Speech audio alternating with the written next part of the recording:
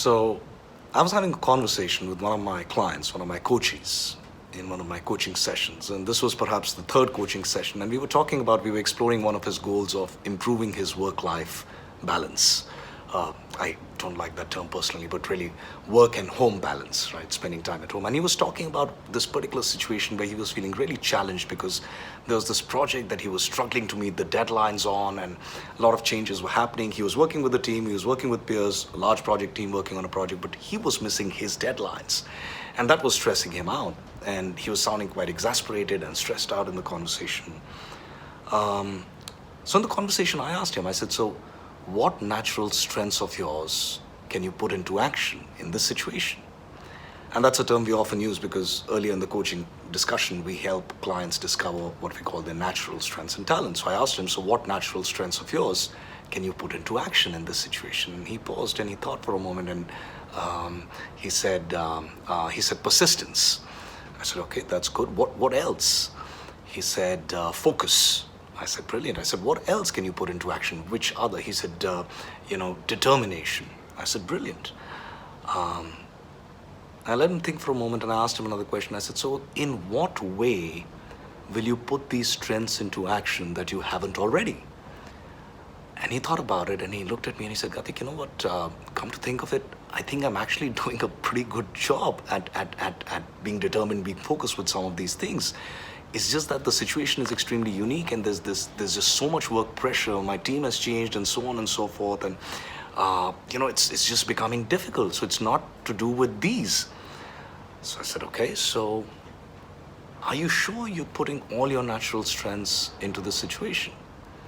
He said, what do you mean? And he was struggling a little bit. I could see that. So I kind of pointed him to a particular place in an authentic client sheet that we have. And I asked him, I said, look at the fourth cluster of natural strengths that you discovered a month back.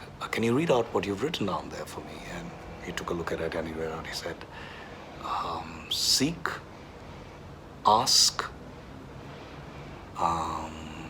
reach out. I said, okay, so those are also your natural strengths, correct? He said, yes. So I said, is there some way that you're putting these into action in this situation, or could you? So he said, so what should I be asking? What should I be seeking? I just reminded him, I said, this came up for you in a dialogue when you spoke about the fact that one of your natural strengths is you can go up to people and seek clarity and ask for information, and you don't feel awkward about that. He said, yes. I said, in what way could you leverage that in this situation and put it into action?